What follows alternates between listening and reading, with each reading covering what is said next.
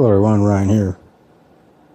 So recently I read Hollow City by Ransom. Of course, it's the second book in the series. I read the first one, Miss Peregrine's Home for Peculiar Children, a while ago, sometime last year. Well, I think probably like almost a year and a half ago. That's when I read it.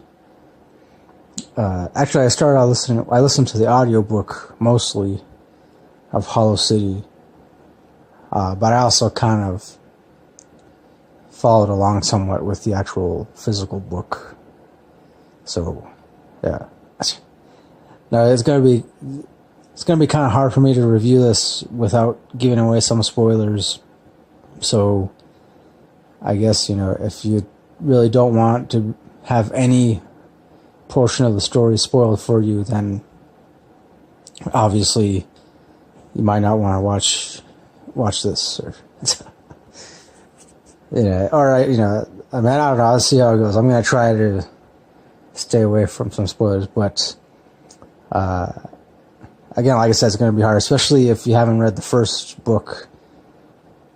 Or even if you haven't seen the movie adaptation, but I would say movie adaptation really isn't that great. They changed way too many details of the story. So, now of course it's my understanding that there are a lot of people who don't like these books, don't like the story for whatever reason. But I mean, I've come across some people.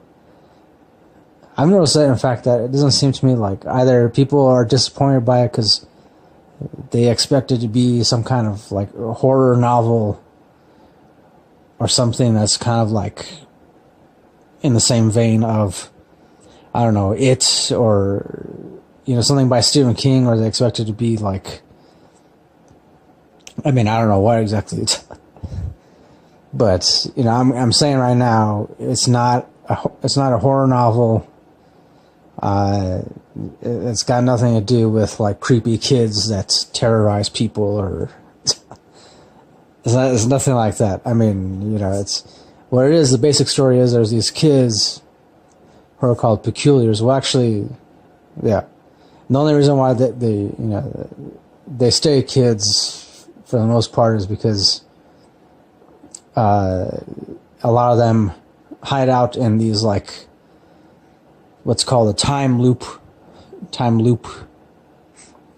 So it's kind of like they end up reliving the same day over and over, and also within the same month, within the same year. So for instance, the main character in this, Jacob, he visits and makes friends with these one kids who are stuck in this time loop, which took place sometime during World War II.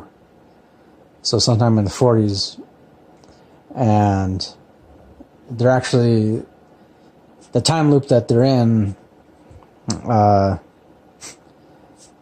it's kind of interesting because as long as they stay within the time loop, they have nothing to worry about. But at the same time, like every day, they see where these bombs drop, because I guess, when Germany invades, and they dropped up a lot of bombs, and then so they dropped a bomb on this one island. This one island where these peculiar children were actually living in this house with, of course, Miss Peregrine herself. And Miss Peregrine, she's kind of like, pretty much like their caretaker, I guess you could say, but also like guardian and a little more than that too. So, so anyways,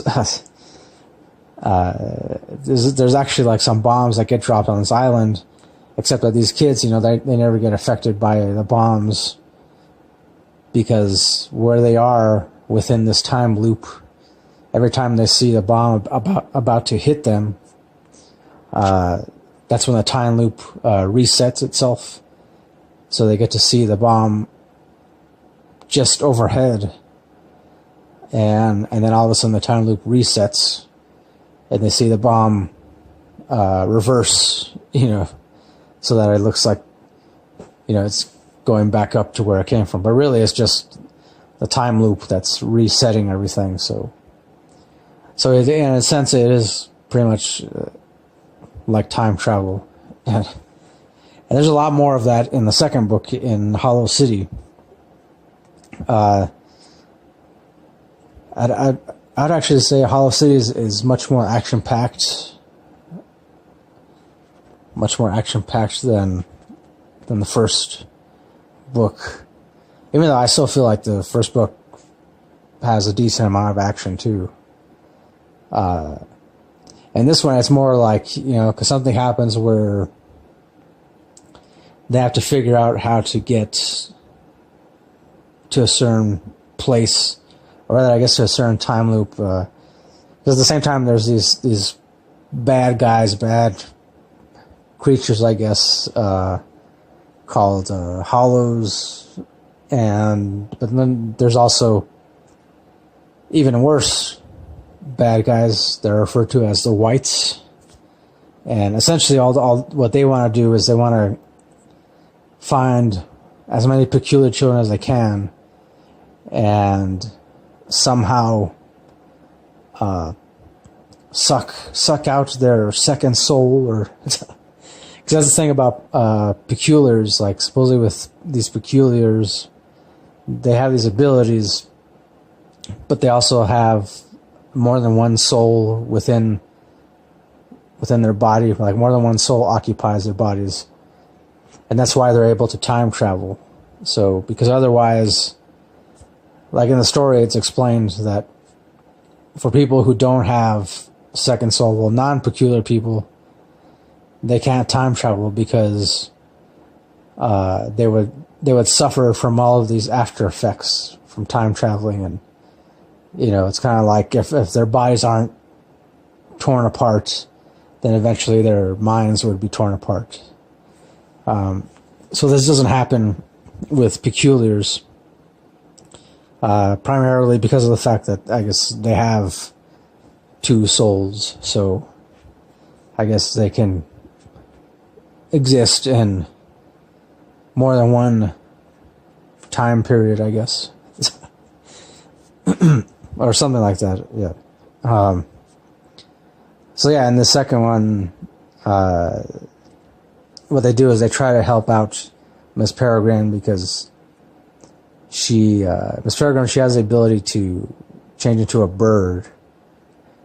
But then something happens, and I don't want to give her away because it happens at the end of the first book, but something happens and she's not able to change back to human form.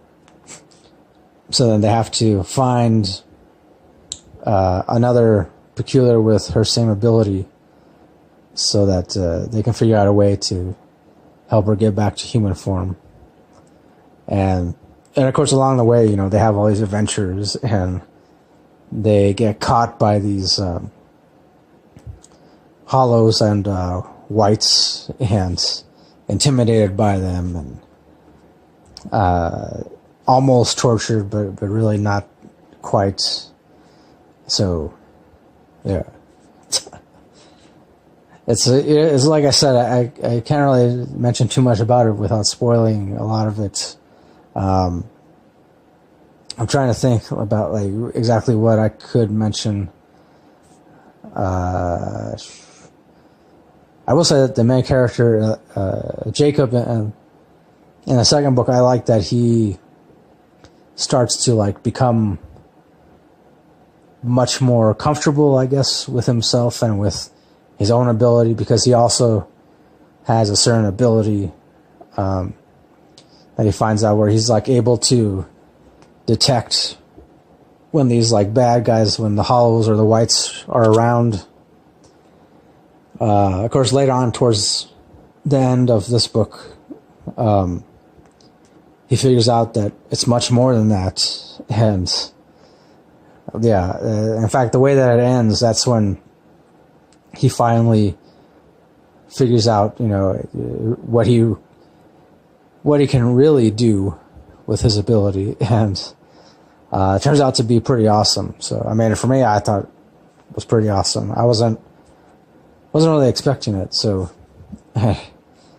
yeah, I mean, as far as the rating goes, I'm going to give this, because I gave the first book 5 stars, so I'm going to give this 5 stars as well. I'll say bare minimum 4.5, but yeah, 5. And of course, there's a third book, which I definitely got to start that. So yeah, that way, then maybe so I can have a much more well-rounded opinion about the entire series. So yeah, and to all of you haters out there, all of you who hates Miss Peregrine's Home for Particular Children, like, if you read the first book, you hated it, fine, that's cool. Well, it's cool that you have your own opinions, but I'm saying, you gotta at least, if you didn't even finish the first book, you gotta finish it.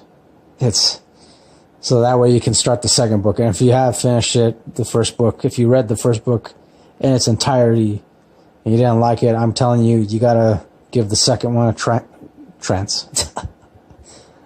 music. You gotta give the second book a chance.